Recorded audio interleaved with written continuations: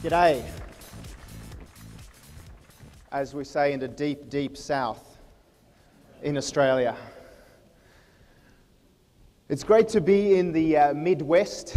About 1 million of my forebears from Sweden emigrated here, about 25% of our population in the 17, 18 and 1900s. 25% of our population went to Minnesota, to Chicago, to Kansas, etc. So this feels like a little bit like home for me. And earlier today I made the mistake of assuming that your CEO, with a surname like Solberg, was Swedish. And he told me promptly that no, it's Norwegian.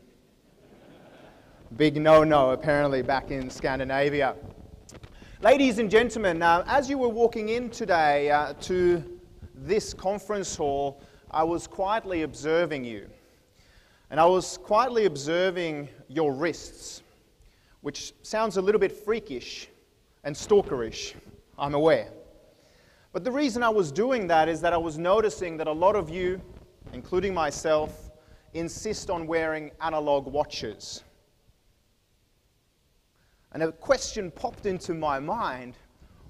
In a world of digital disruption, where we have digital time all around us via our iPads, our iPhones, our tablets, via our laptops, why in the world would we insist on wearing analog watches? This is not a rhetorical question. Can I just, by show of hands, just show your hand or your wrist if you are wearing an analog watch today, ladies and gentlemen? Just quietly look around the room, and I find this astonishing. 30, 40% of the room, just by the way, who's not going to raise their hands no matter what I ask today? I'm sure there's some of those as well, okay. But I find this fascinating. Why do we insist on wearing analog watches?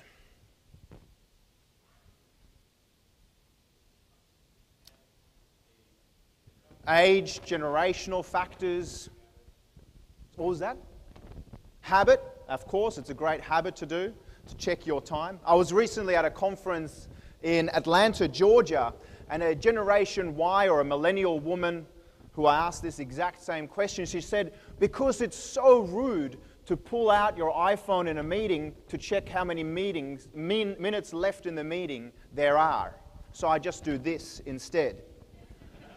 I mean, this is an intergenerational conversation or reflection, if any.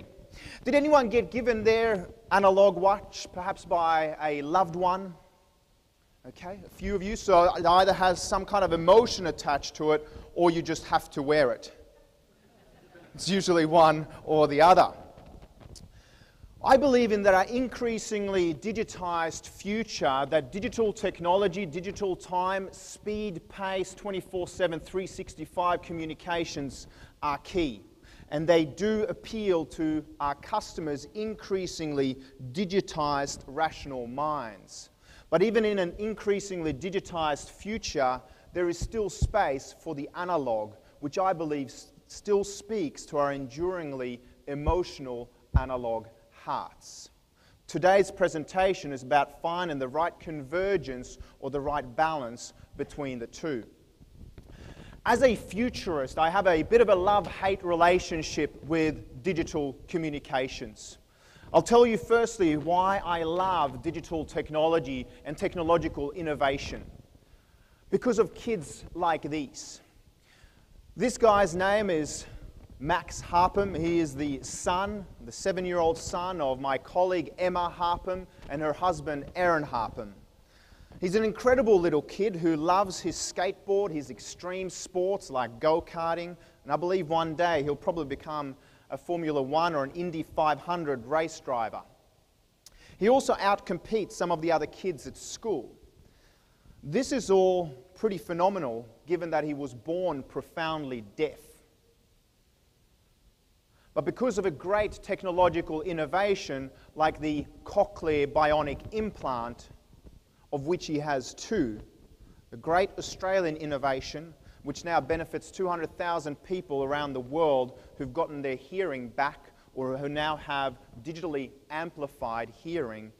His parents, Max, his parents, Emma and Aaron, are able to communicate intergenerationally with him. His teachers are able to connect with him and ensure that not only does he just lip read, but he can also digitally hear what his teachers are saying. And the really, really cool thing about these implants is that during the annual swim carnivals in Australia, he's the only kid that can properly hear underwater. How cool is that? So for that, I love digital technology. But let me start today's presentation with why I have some hesitation, why there's a hate or a mistrust for digital technology at the core of my being as well. Before I do, though, I want to outline the three main arguments of today's presentation. The first idea is the idea of digital disruption, the idea that everything that can be digitized eventually shall be digitized. And the question in your minds, what the impact of that digital disruption will be in terms of how you connect with your clients' analog hearts and digital minds. The second idea is that digital data enable both you as business owners and your customers to make smarter decisions when they turn the massive amounts of data that they have at their disposal into information and further into insights and knowledge about smarter business decisions. And the third idea is, yes, that our rational minds that are now doing their digital due diligence about you and your competitors, yes, while our minds have become digitized, our hearts are still very much analog. And we're going to talk about which touch points with the clients should be digitized and which ones should not be digitized. Does that sound like a plan? Good, because there's no plan B. Let me go back to my hesitation around digital technology for just a moment. And let me bring you back to my native country of Sweden, the place where some of my forebears emigrated from to the United States over the centuries. Sweden and Switzerland are two very, very different countries. Sweden is not famous for our great Swiss watches. That is Switzerland. Once upon a time, Sweden exported great tennis players around the world, like Bjorn Borg and Stefan Edberg. Today, unfortunately, Roger Federer is Swiss, not Swedish. Sweden also sucks at making cheese and chocolates. I really don't know, other than IKEA, what really props up our national economy. But that is Switzerland, not Sweden. So it is in a bout of cynicism or irony here that on the flag that you'll see in just a moment, this Swiss analog watch ad is set over a map of Sweden. Whoever made this marketing move should have been fired. But let me take you back to the center of this little clock, to my native city of Stockholm, nearly 100 years back in history. Because this was the urban vista that greeted a man by the name of Georg Johansson, or the son of Johan, as he moved from his family farm in West Gothland in the west of Sweden to the urban environment. And in 1917, this is what Stockholm looked like. It was a city still untouched by Henry Ford's T-Ford model, largely. Still more horses and bicycles on the roads. And Georg Johansson had left this farm to go east while his brother Gottfried went west to the United States, because he'd spotted an opportunity growing up on a farm near a canal, spotting patterns, clothes. They were always black or white back then, by the way. Coming up and down the river, seeing how the Atlantic connected Stockholm with the rest of the world. He'd spotted a commercial opportunity to connect and to dress the men of Stockholm back in 1917. This is an era before YouTube and before selfies, where looking into the camera was still a little bit of a novelty. Now, Georg Johansson in his business was always face-to-face. It was about the bricks and mortar. It was about the belly-to-belly sales. It was about him knowing the first names, the surnames, and the entire family history of his clients, their bespoke needs. He knew that in Sweden there is a seasonally adjusted girth measurement. It gets cold in Sweden in winter, so we pad up. But he knew that pants and jackets had to be a little bit wider in wintertime than in summertime. His service was very much face-to-face, knowing back in those days the big data about his clients. Today, the business has survived through several decades of disruption and challenges. And in his move from the countryside, from his farm to the urban environment in Stockholm, what Georg Johansson did was he changed his surname from Johansson, the son of Johan, to indicate the provenance of his farm, or the farm Sörboda, to change his name to Sörman, the man from the farm south, to indicate his heritage from the countryside. He's my great-grandfather, and as you can tell by this picture, he sports a great pocket square and has an ideal haircut. He must have been a little bit of a futurist back in the day. This store is still around today, but the bricks and mortar environment of this proud little store is being digitally disrupted. Today, my mother Birgitta is failing to connect with the hearts and the minds of the customers like my great-grandfather and my grandfather used to. And only 2 or 3 years away from centenary now, she doesn't know whether she's going to be able to hand down this store, this business, to the next generation. Advertisements like these in magazines used to win the hearts and the minds of yesteryear's customers. And I should just say this advertisement, apologies, is pre-feminism. But Mum tries the same communications that used to work for her father and her grandfather, and they no longer connect. Because what's happening today for my mum, who I think looks quite amazing for 106, is that the customer or the prospect is walking into the store already knowing what prices that they can get for similar clothes, similar patterns, similar textures elsewhere. In fact, they ask her immediately to price compare and see if she can match the prices online that they have already researched doing their digital due diligence. But they'll still happily accept her advice for free. Her and her tailors will walk up to the prospect with their little measuring tapes, proudly hoping that maybe there'll be a commercial transaction at the end of the encounter. But what happens is that the prospect writes down all the measurements, takes down the advice freely, says, I'm going to think about it.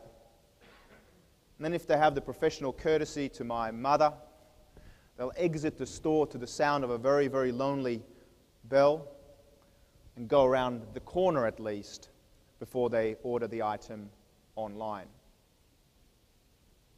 My mum is going into a gunfight here with the likes of eBay and Amazon.com fashion, wielding a little kitchen knife. And my mum doesn't really like change. And I think that's quite human. In fact, who's been through puberty? I mean, these were awkward times, right? If you've ever thought about changing a partner, you know it's going to be challenging. And I don't necessarily mean exchanging them for someone else, by the way, just rest assured, but selling them on the concept of change. Usually happens around the 1st of January each year, as we say, and commit to going to the gym more often, to staying home and not spending so much time on the road, etc. Change can be hard.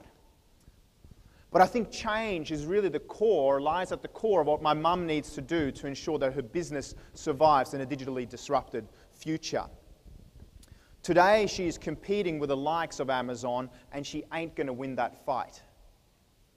For her, what she's trying to figure out at the core of her identity is where she should place herself according to this continuum between, on the one hand, the analog face-to-face communications that she knows so deeply and so intimately, or, on the other hand, this digitally dehumanized future that she fears. Now, I've taught my mum how to blog recently and how to get on Facebook, which she's a little bit scared of, but she's sort of starting to get this idea that it's only disruptive if you're not adaptive. But every time before she pushes save or publish to a blog or a Facebook status update, she sort of hesitates for a moment, and via Skype, or if I'm there in person, she'll go, Anders, what if I push that button and I lose everything? And I think there's kind of a dual meaning to this comment. She's afraid that she's going to lose the digital content that she can't feel because it seems cyber-like. But at the same time, she's afraid of losing 3 generations of heritage and of doing things a particular way. She's afraid of losing her very analog identity in our digital future. So I asked my mum, who's my toughest pro bono client, I asked her the question, Mum, what would happen if through a great CRM or a customer relationship management tool, some of you guys use Agvance, for example, what happened if you digitize these generations of knowledge about your customers, their particular needs, their inputs, their outputs, their economy potentially? What kind of colors, black or white, checks or patterns, would they enjoy? What favorite brands they have? What happened if you were more transparent about your pricing? And you could send them eventually an electronic direct mail piece to a segment just for one person, just the way you used to and your forebears used to communicate with their customers and clients. And she goes, Son, du förstår inte. Våra klienter vet inte hur man använder internet. Which is really profound if you speak Swedish. And what it means is, son, you don't understand. Our clients don't know how to use the internet. To which I respond, so they only understand how not to buy from you online. That's usually where the conversation breaks down.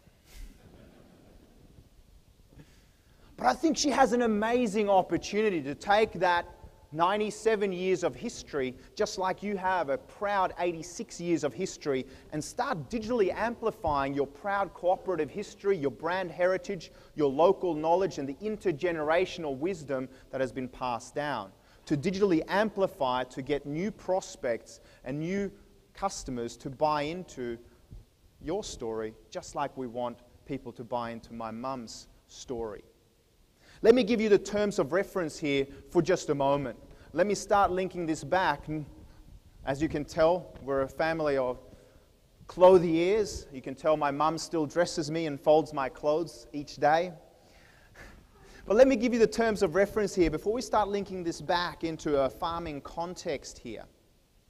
The analog world is face-to-face. It's what we all know. The digital world is interface to interface. One is about old-school communications that we can feel and touch. The new world of the digital is the new school media that some of us might be a little bit hesitant about.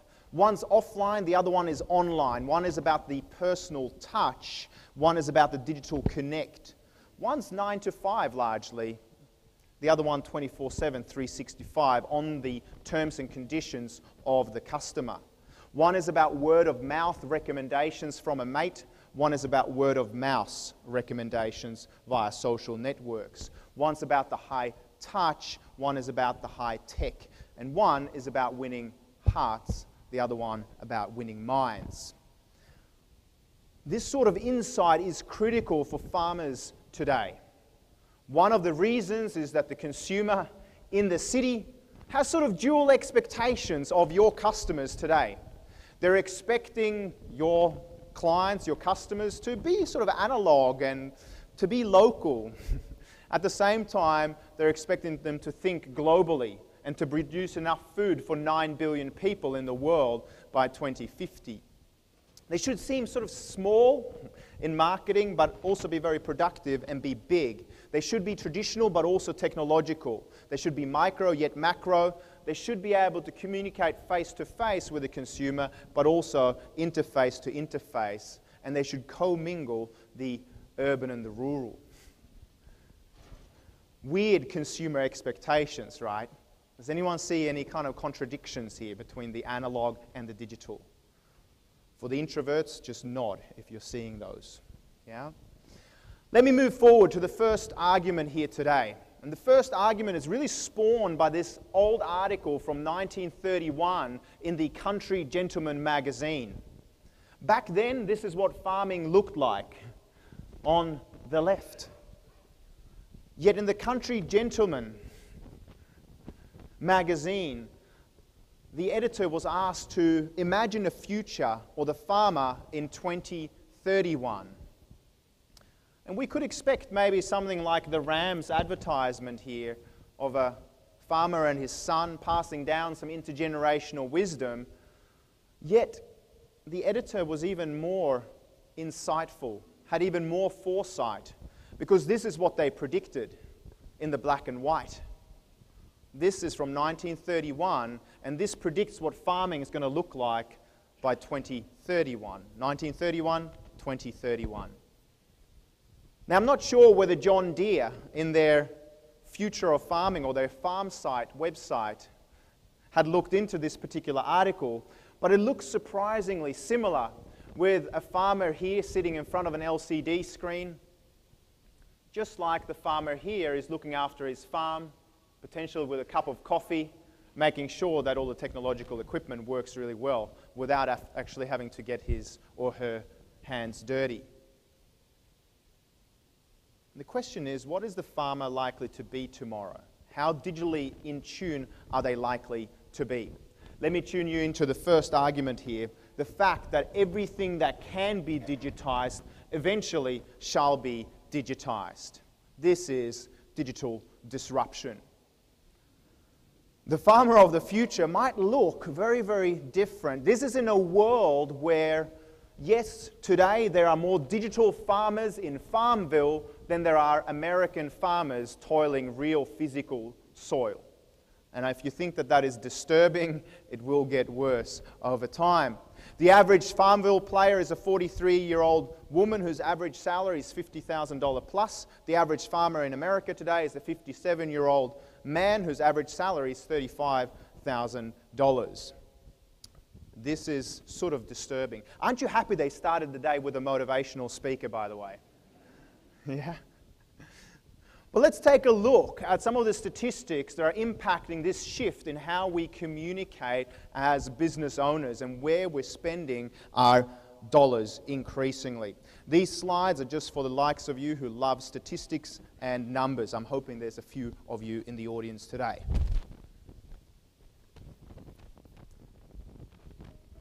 Some of you might remember that increasingly thin publication of the yellow pages. We'll just have a bit more audio there, thank you. This is its publication circulation over the last decade. The long-term trend in newspaper advertising revenue from the 1950s through to the present day looked pretty impressive until patent expiry happened. That decline in print advertising, even in just the last decade, is an equal to 42.9% negative economic growth. Think about the music that you access today. Well, in 2000, digital downloads weren't really even around, 93% proudly CDs. 2005, 9% were digital downloads compared to 85% CDs. 2010, 47% digital downloads, and these were only the legal ones.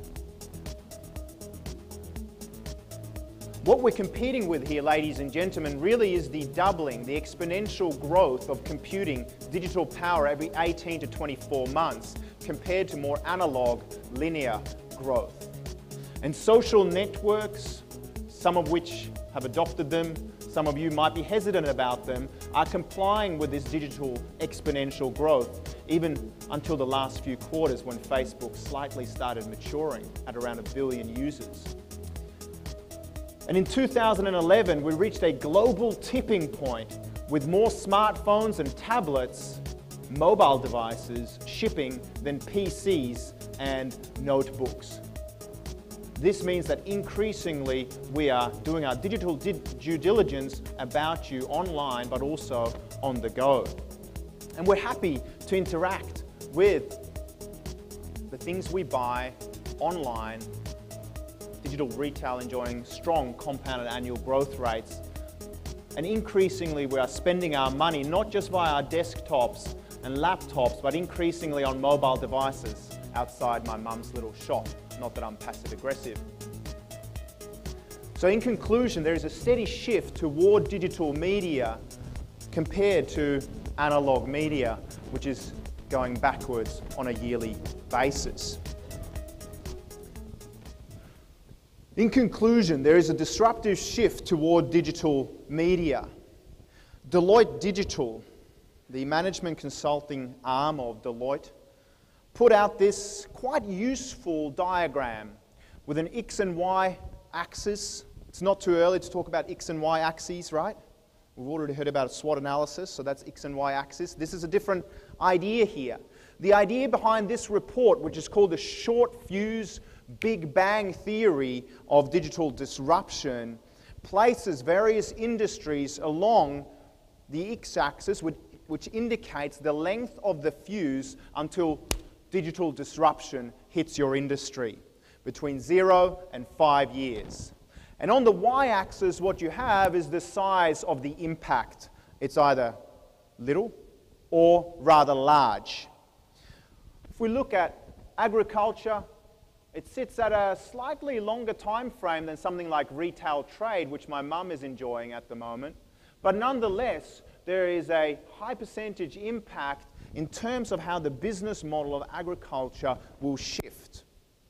Slightly longer fuse, but still a large bang or a large impact on your industry. How might this pan out? Well, already across other industries, we are seeing those players who have not been adaptive with this digital disruption go out of business. The only people making money in these two instances are the people making the yellow and black signs. Clearly a growth industry in digitally disrupted times. In Australia, we recently had an advertisement by eBay where they're telling us to go into the shopping mall at Westfields and then buy it brand new on eBay. Their latest advertisement, dress like a model, shop like an accountant. I'm not sure whether any of you are seeing similar behaviors with your customers telling you to match prices or telling you that they've been tweeting with their mate in Brazil or further down south or maybe in Missouri who tells them they're getting different prices on their inputs and outputs on the markets. This is shifting the game because no longer is information something we hold on to. It is something that is now free for all. In your industry, what does this look like? Well, recently someone made a $330,000 burger. Didn't come off livestock. It was grown in a lab. And by using 3D digital printing and growing protein in a lab, well, already chefs around the world are starting to toy with the idea that maybe in the future livestock won't have to be harvested to ensure that we get our ribeye or our beef burger at the end of the day. Now this is still early days, but imagine what this technology will look like with exponential growth rates in 10 or 20 years' time. Now who would never have a beef burger that was grown in a Petri dish? Just checking, there's a few of you that are very hesitant about this, right? But it is already happening. Today, according to AVG IT Security, more 2 to 5-year-olds, or the Generation Z of the world, know how to play Angry Birds on their iPhones than know how to tie their shoelaces. And I think this is kind of worrying. Any parents of 2 to 5-year-olds in the room today? Just looking, okay. This is not a parenting session, by the way, but would you agree that this next generation is born digital? They think a magazine on the floor is an iPad that doesn't work. And they'll happily use their fingers to try and make sure that the magazine comes alive for them. So I don't know if this next generation are evil or not. But the point here is that this is not the younger generation who are getting into digital means of communications. The next generation of farming, of precision farming, may not be the next generation that grew up on the farm. It might be a technological device, slightly ET looking. But the point here is that even the average American farmer, old MacDonald, well, he now no longer has just a farm with animals on it, he also has an iPhone. Because 94% of farmers today own either a mobile phone or a smartphone. And increasingly, they're doing their digital due diligence on you and their other vendors, checking relevant farm information, 85%, and checking manufacturers' websites, 76%, on their digital devices. They are expecting you to provide them with informational value to their rational minds via digital devices. This is critical for the future. And in an interesting move, we're now seeing increasing silicon connection to the American heartland. Where did Google launch their fastest fiber in the United States? They chose Kansas City as the launch of the Google Fiber, or the Google Bunny, as they call it. Why? Because broadband speeds are so fast that you can download the Wizard of Oz in a mere 3 seconds. Because they're also realizing that the heartland is connected, which goes against some of our assumptions, or like my mum says, our clients don't know how to use the internet. Your clients, my mum's clients, do know how to use the internet, and they're stalking you digitally online.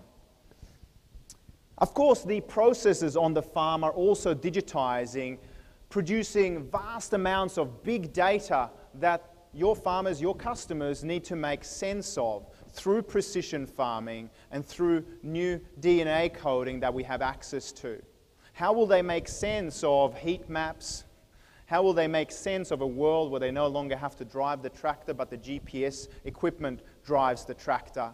How will they adapt to the fact that we now have helicopter views or bird's eye views via potentially the very controversial introduction of drones in farming? This already is happening around the world. In Japan, 91% of rice fields are currently being fertilized and sprayed via drones. A little bit more controversial here in the United States from a security perspective, but likelihood is that this is something that will take off as well. This generates massive amounts of data. Even the fertilization in the future might not just happen via bees and wasps, etc., or birds. It might also happen via drone-like devices that look like their previous analog versions. Kind of a scary future, if you ask me. Very Big Brother-esque in some ways. This is sort of the 1984 of the future in 2020. Quick question back to you guys, though. When you think about this digitization, this digital disruption, ask yourself this question. What touch points with your clients, with your customers, can be digitized, and which touch points can never be digitized? Have a quick conversation with the person next to you about this question. What can be digitized? What can never be digitized? If the person next to you is either unattractive or unintelligent, good chance to strategically network elsewhere. Take a minute, have this conversation now. Go.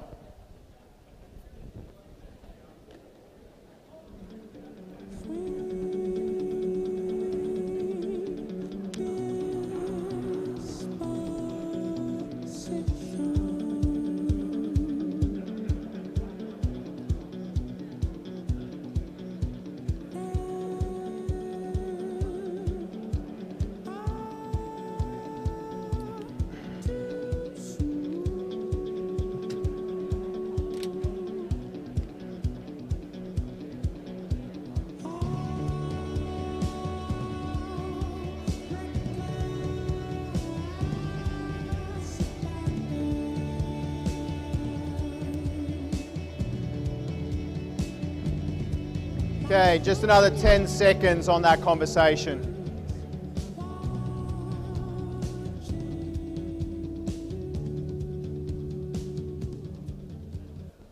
Okay, welcome back, ladies and gentlemen. We'll come back to this question. At the end of this session, I'm going to be inviting up two of your colleagues, Dale and Tanya, to have a conversation, to start linking back some of these big ideas into a very concrete, farming-focused conversation, to tell you a little bit about what they're doing specifically in their businesses here at Growmark, here with FS Brands, to make sure that they're digitizing, but they're also making sure that the analog stays at the forefront of their sales force's minds as well. Let me move forward here to the second point. Digital data leads to smarter decision making, not just for you as business owners and sales leaders, but also for your customers. How do we take this massive amounts of data and actually make something smart with it? What is digital data or big data all about? For those of you who've seen the movie Moneyball, I had the fortune of speaking at the same conference as Billy Beane earlier this year. What is really phenomenal about this particular movie, where Billy Beane is being played by Brad Pitt, who I have a professional man crush on. Moneyball is of course, baseball movie, but it's about how to shift the game from listening to our gut feel about how we recruit for a great team of talent into moving to a team that's largely selected when we have limited financial means on one that's based on data, statistics, and analytics.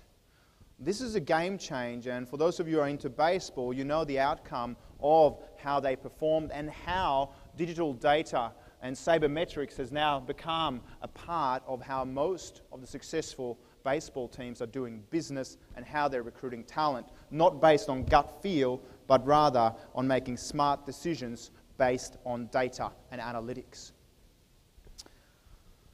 Because farmers are going to have to contend with this exponential growth of data over the next few years and into the foreseeable future. Massive amounts of data being generated by things like precision farming, the commodities markets, their mobile devices, and all the tweets that you guys will be sending them.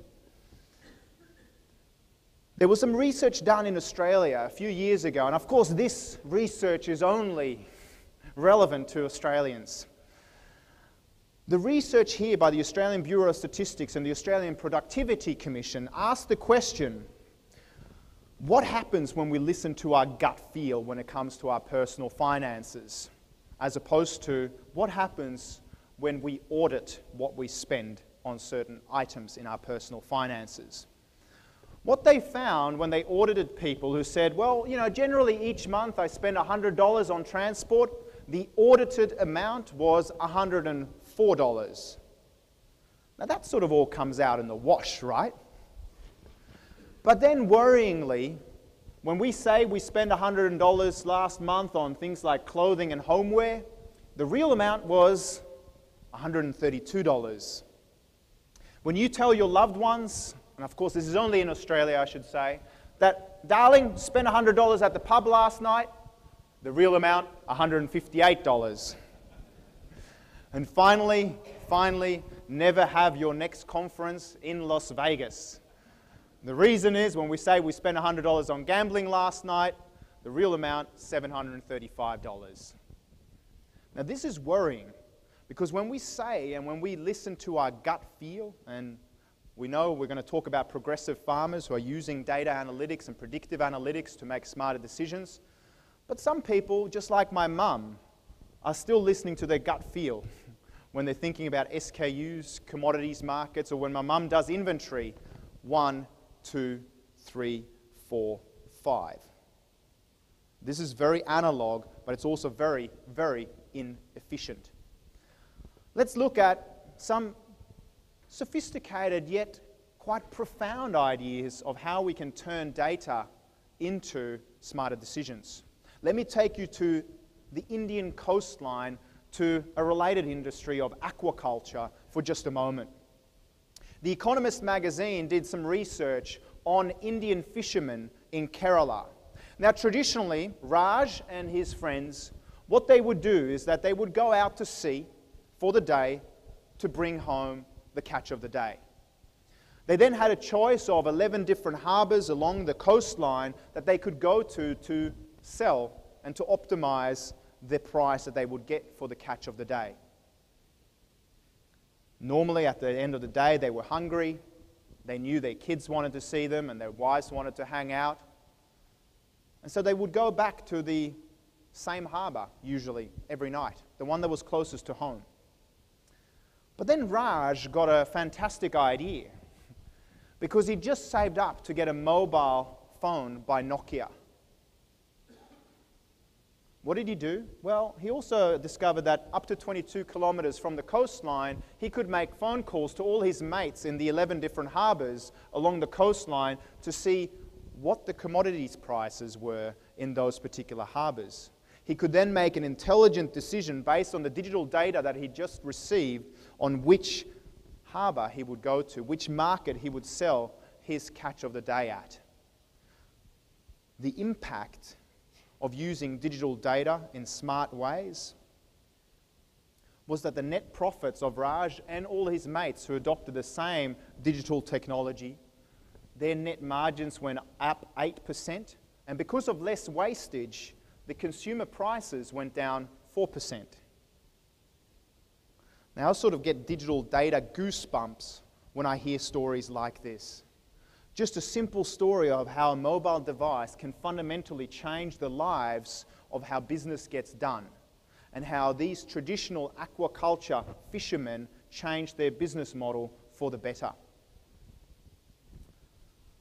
Today, because of digital technology, my mates who have diabetes are able to monitor their glucose level via a glucometer that now sits at the end of their iPhone. And if you're in the pharmaceutical industry or know something about the sciences of pharmaceuticals, you'll know that a key to treating this particular disease is compliance and adherence with the drugs that you should be taking. This is hugely empowering, of course, for my mates with diabetes in monitoring their disease and making smarter decisions about their health, their lifestyle, and what they consume. These sort of mobile M-health growth trends are heading in one direction. Why? Because increasingly people with access to digital technology are taking important life matters, important business matters into their own hands. They are effectively mobilizing. If you think that I'm animated and moving around the stage a little bit today, it's not necessarily because I'm un-Swedish and I like to move around. It's because I'm collecting points via Nike Fuel Band. For every analog step that I take, my behavior gets digitized. Why is this relevant? Because it tells me, as someone who likes to run, how I can perform better in the future. It tells me whether I'm out competing people of my age who are also subscribing to Nike Fuel. They now have 11 million users, and it has turned Nike from being just a hardware provider of shoes and sports apparel into a software company that now looks after our progressive preventative health. So when I ran the New York Marathon a couple of years ago, this is what Nike Fuel is able to tell me about my particular run. It starts mapping New York City for me. It even tells me the couple of times that I went to the restroom because I slowed down significantly. It tells me when I sped up because I was running through more dangerous neighborhoods as well. But this gives me rich information about how I'm performing, but even more critical for Nike, they know exactly how fast my shoes are wearing out. So they can send me targeted advertisements and communications based on my usage of their hardware, of their commodities. This also gives me digital data telling me a heat map of New York City, and I don't know why these guys went jogging over here.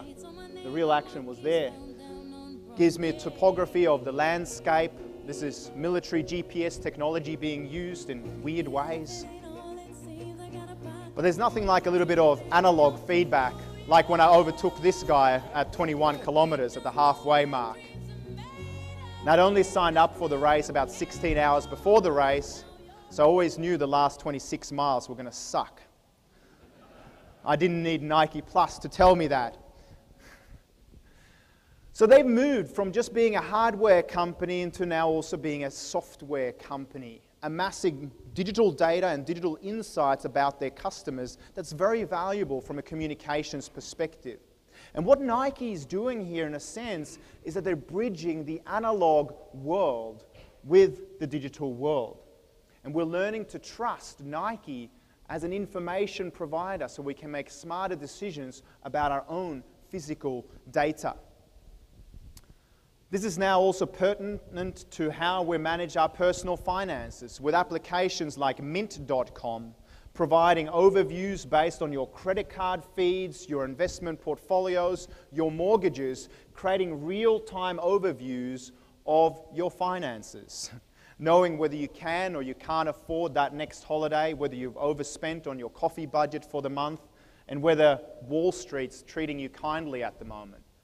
Again, this enables the mobilized, the digitized population to make smarter decisions in the future. This is why we love having banking, not just as a branch, as a bricks and mortar place we go, but also having our mobile banking in our back pocket.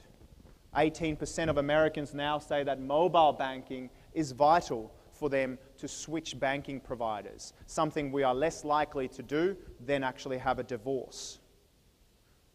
But mobile banking, if you're not in that game, well, you're falling behind. What this means is that we're taking our financial matters once again into our own hands.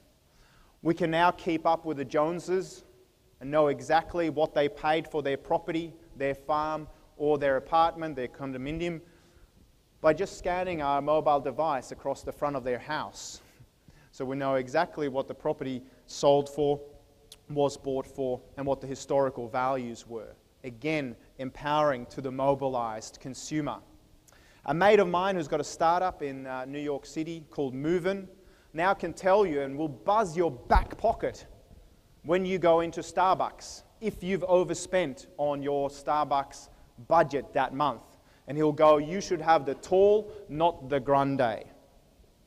This might also be good for the calorie count, but again, this visualization of real-time data is making us make more smart decisions.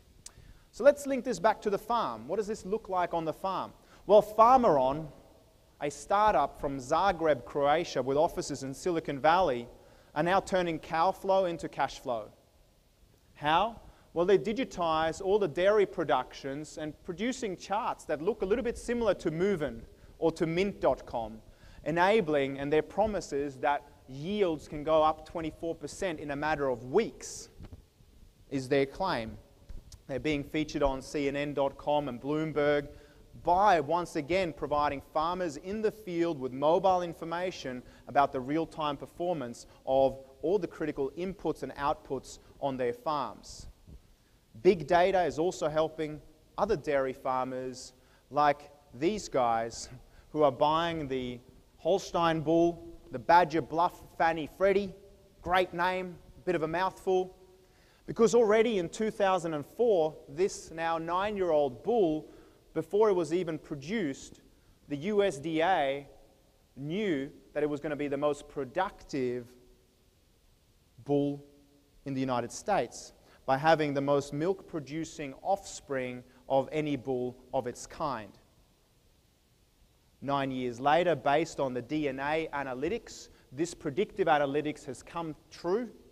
It already has 346 offspring who are the most efficient, most productive cows in the United States. This predictive analytics based on data is now being used by farmers in the field. And this technology is now also used and available for us mere humans as well. For example, via 23andMe, I can now tell that based on my DNA, I'm 2.8% Neanderthal. For those of you who thought it was a higher percentage, let's have a conversation afterwards. For $99, I can get a DNA reading telling me what diseases I might or might not suffer in the future, and once again helping me and my girlfriend, who's a gynecologist, make smarter decisions even about the offspring that we're thinking about in our family.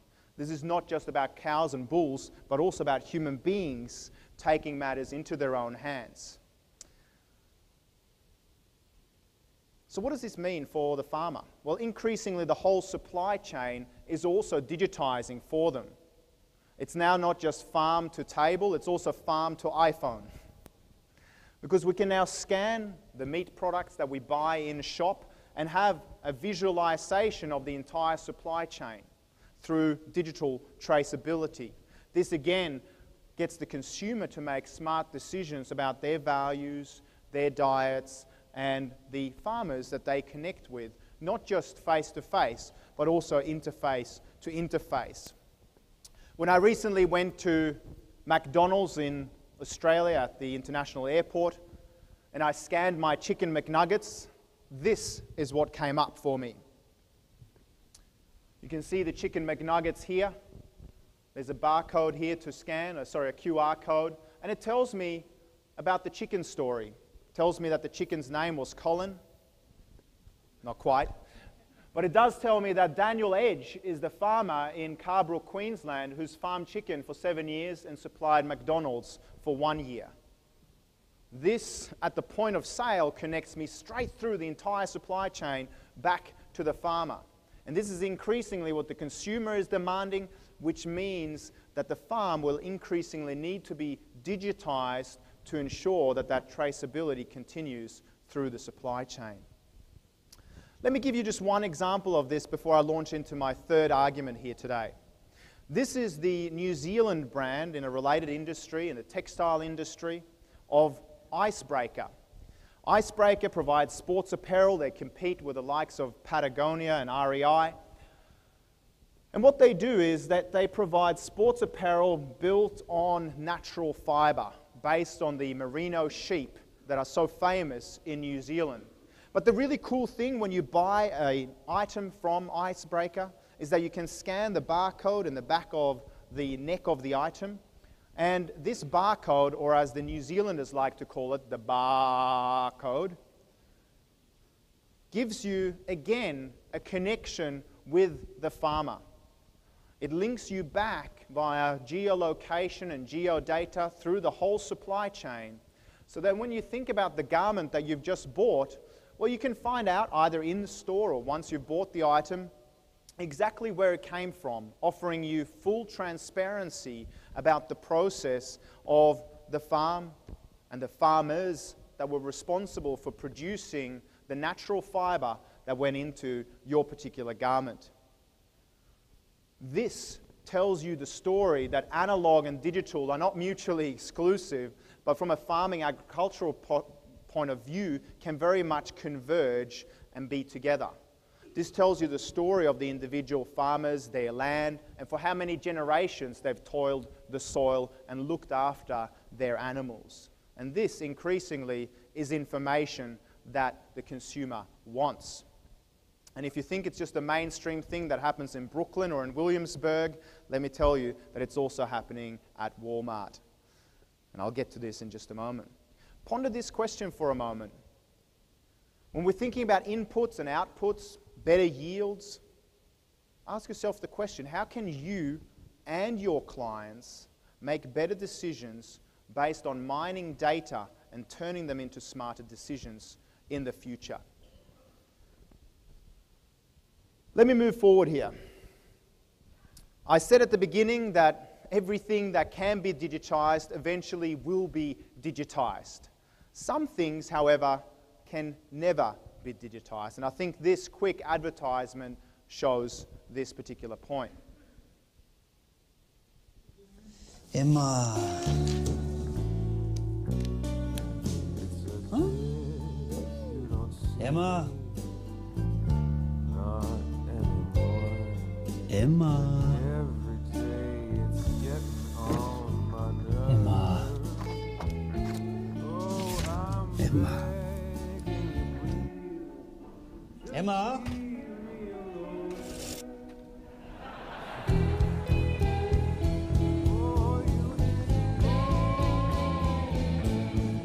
It's nothing like a little bit of toilet humor to remind ourselves that, hey, not everything can be digitized, and even paper has a great future.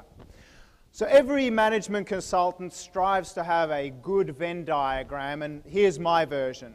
I believe that the world of analog and the face-to-face and the digital world are not mutually exclusive, but rather that they have a sweet spot in the middle.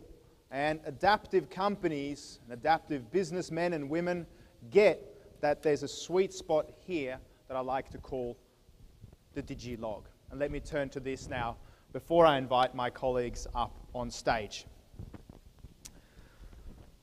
This is what it looks like, and let me tune you into a couple of examples of why I believe that even in a digitized future, the analog heart is still so critical. Digital communications don't fix everything. In fact, for those of you who've tried predictive texting, you'll know exactly what I'm speaking about here. Digital doesn't fix and connect everything for us. In fact, there are arguments that Google today is making us stupid, because now when we read something online or via an email, we get distracted from distraction by distraction. We don't even know which article we started reading before we lost track. Teachers today are concerned that kids are not learning as deeply and as profoundly anymore because they never finish reading anything, because all of a sudden they're 16 hyperlinks away. Who here remembers their first digital MP3 download? Who doesn't know what a digital MP3 download is? Okay, fantastic. Okay, but on the contrary, who remembers the first vinyl or the first cassette tape that you ever got given or that you bought? Okay, a few more, and the introverts are going, yes, that was me as well. I still remember 1986 running around for an entire summer singing Europe's It's the Final Countdown. I can still do it today. I didn't speak English at the time, so it was very, very annoying for my parents. I really just show this slide because vinyl sales, even in a world of digital downloads being all around us, is up 20% year on year for the last 3 years in the United States. I find this profound because we have digital downloads that are free sometimes, but we still insist on hearing that crackly sound from the vinyl. When my brother and I are out and about, people go, sing us that song. And for those of you who remember the Proclaimers 500 miles, I'm not going to sing it here today. My Scottish sucks. But at least today I can digitize my 500 miles via a Nike Fuel Band. Another good example of why the digital age and the analog age can converge and come together is the state of Bavaria in Germany. The state of Bavaria, some of you might know for their very silly hats, their weird leather pants, and the amount of dancing that they do after they've had a few beers on Oktoberfest. This is the traditional view of this industrial farming region in Bavaria, Germany. However, 15 years ago, they decided on their economic future. And they came up with a brilliant idea of converging the tradition with technology.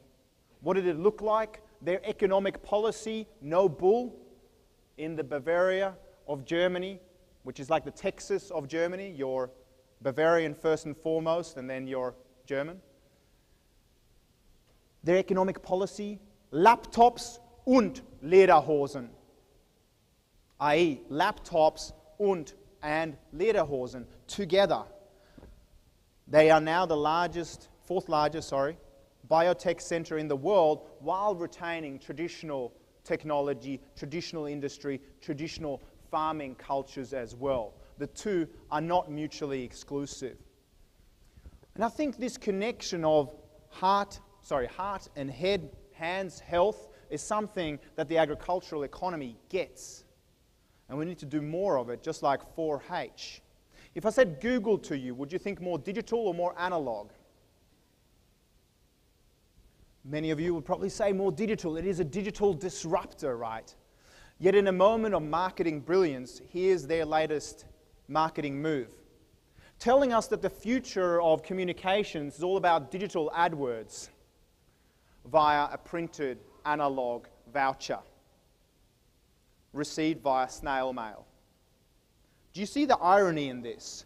They are a digital company born digital, digitized to the core, extending something out to the world to connect with real human beings via something we can touch, because we've never been able to call Google. This is what they're doing. When every other retailer in the technology space went pure play digital, think mass customization, Dell, etc., back 10 years ago, Apple went the other way.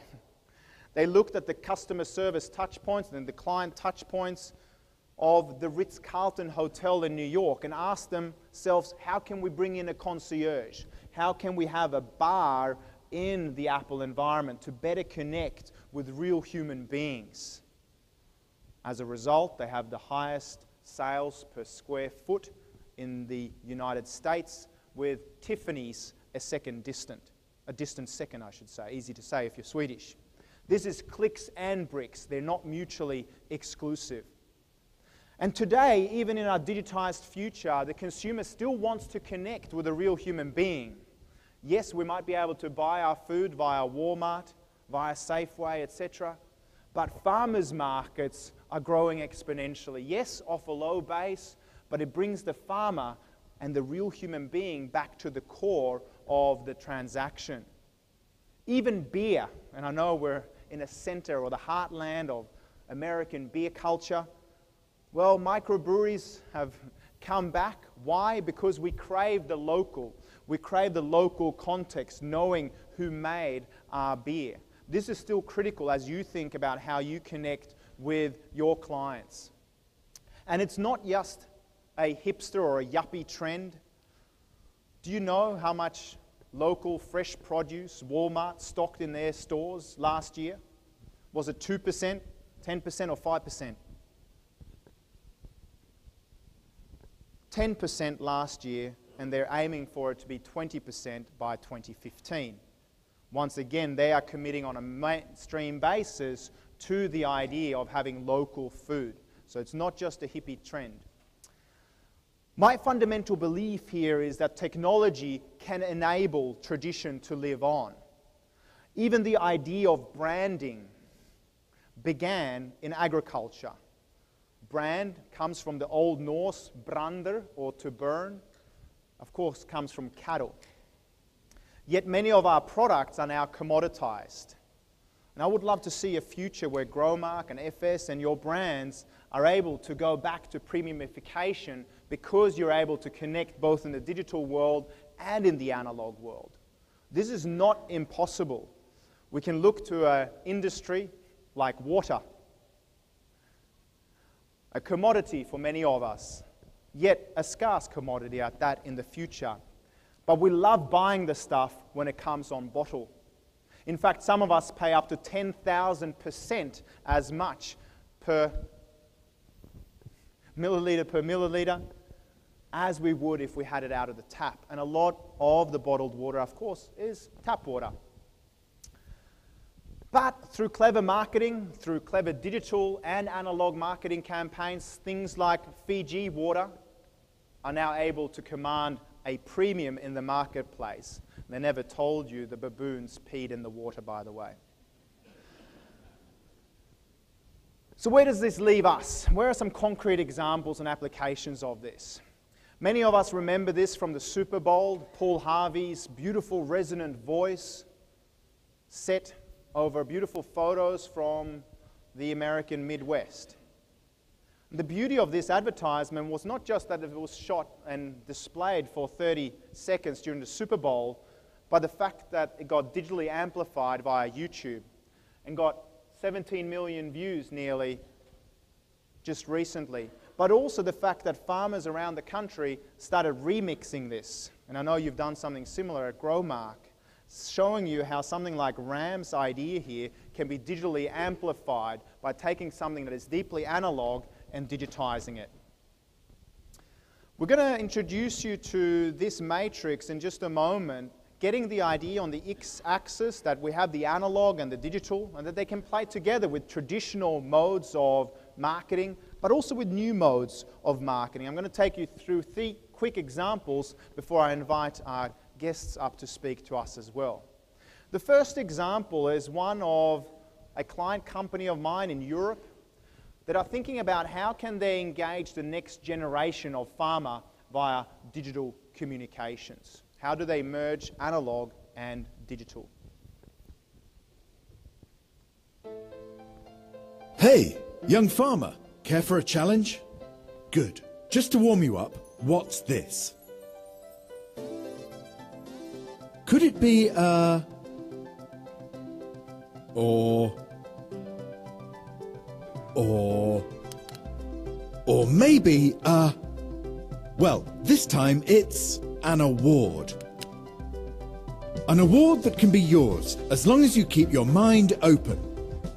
Never stop seeking new solutions to old problems and are willing to change old patterns. Now, we created Vardestad Award to encourage a new generation of innovative farmers. That's why we are looking for you who have the smartness and energy to push the limits further. And further and further. Our vision is to gather young Europeans who believe in smarter farming. Together, we grow a network through which we can inspire each other to develop a bright future for farming. So, if you have an idea that may improve farming business, you just have to participate in Vardestad Award 2013. Now get right to vardestad.com to apply yourself or nominate a friend. See you! So the first example here, of course this was released via YouTube, etc., but it's been a huge success by having an award and digitally amplifying the news about this award. Young farmers from around Europe who's going to be thinking about their next purchase of capital equipment are turning to this company because they want to introduce their ideas and have them shared, and also to create a social network of other farmers across Europe who are like-minded and are thinking innovatively about the future. Another example from a different industry, I do a lot of work in the Midwest with a particular pharmaceutical company here. What they found, and they're in the men's health product space, let's call it that. What they find is that when they go out and see busy doctors, just like you see busy farmers, when they combine the best of old school brochures with an iPad and they let the doctor also play with the iPad, they find that they're more likely to prescribe the drugs, that the doctor will seek more information about their particular branded drug, and that many of them will request a sample of that drug as a result of what I call a very digi-log encounter with the sales rep. Think about how you could do something similar. Now, before I wrap up, it will be unethical of me here as a Swede not to talk about IKEA for just a moment. IKEA used to be the biggest publisher in the world of a single volume, the IKEA catalogue, which I hope some of you subscribe to support the Swedish national economy. We need it. But what they do is that they produce more of these than the Gideons produce Bibles in the world. This is a pretty impressive marketing move from IKEA. But they're not just going pines here, they're also going pixels. And what they're doing today is that they're combining the best of the old school. They're not throwing away the analog baby with the digital bathwater, but they combine the analog printed page with a digitization of what the item could look like 3D in context. So once again, when you're dealing with your farmers, have a think about how could we take our brochures and our sales materials and maybe enable them to come alive. Maybe it's a video of the agronomer or the agronomist or the specialist in that particular seed to give them a bit of a preview via the mobile brochure as well. And you can see Swedes love taking their steroids, very strong little kids. But this gives us a digital layer on the physical context around us, introduces us to the digilog, as it were. And what IKEA has done here is that they made sure that they're not throwing away the analog baby with the digital bathwater. They combine the best of tradition with the best of innovation as they move forward. Let me wrap up. I started this presentation by talking about this beautiful little kid called Max Harpham, who's able to hear because of a digital innovation. But it's not just the digital innovation that is profound, it's also the likes of the charity here, the Shepherd Centre, because what the Shepherd Centre provides is therapy for families who have kids who are profoundly deaf. They also provide coaching for the teachers, enabling the teachers to be more articulate so that kids can also lip read. And they make sure that Max, before every year's swimming carnival, that he's able to tweak his hearing implants so that he, as the only kid, can hear underwater. It takes human beings to digitally amplify technology. The competition is, as we're going to hear from Dale shortly, is still going to drive up the driveway. But we need to digitally amplify our encounters and have more of them to make sure that we're more productive.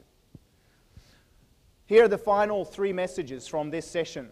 Firstly, everything is digitizing. Decide what you will and what you won't digitize in your communications. Secondly, use digital data to make smarter decisions and help your clients use data to optimize inputs and outputs. And finally, remember that we have digital minds and analog hearts. Offer informational value to digital minds, to our rational minds, and also experiential value to your clients' enduringly emotional hearts.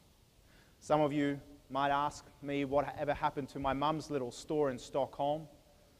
Well, we digitized my dad, who's a retired colonel in the Swedish Army, which is a good career move because we never go to war. Although he has fought next to Americans in both Afghanistan and Kosovo with NATO. But he's now retired, which in a family business context, as you know, knows that he's really free labor now. So we invited a bunch of students, and you don't need IKEA's budgets to do this, but to digitize the beauty and the history of this 97-year-old store to mobilize the content for a next generation of consumer. This particular story, this digitization, was picked up by the major Swedish newspaper, SvD Nyheter, and then tweeted and Facebooked around the Twitter sphere to make sure that Mum had her 2 best months of sales in 10 years. Now, I cannot prove the correlation, right? But I have a strong gut feel, and there is some data to support that this had something to do with it. So the final words here from my dad, and you don't need to speak Swedish to get the gist of this. Den slipsknut som jag nu ska knyta kallas för foreign hand eller universalknuten.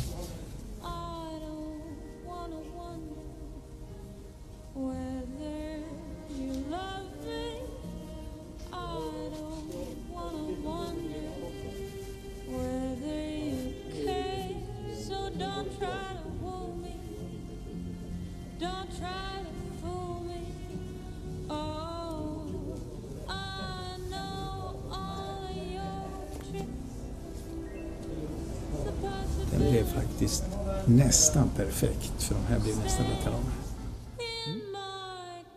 He's so proud that he gets the 2 lengths of the tie nearly perfectly even. And then he goes, "Son, and I did it on live television."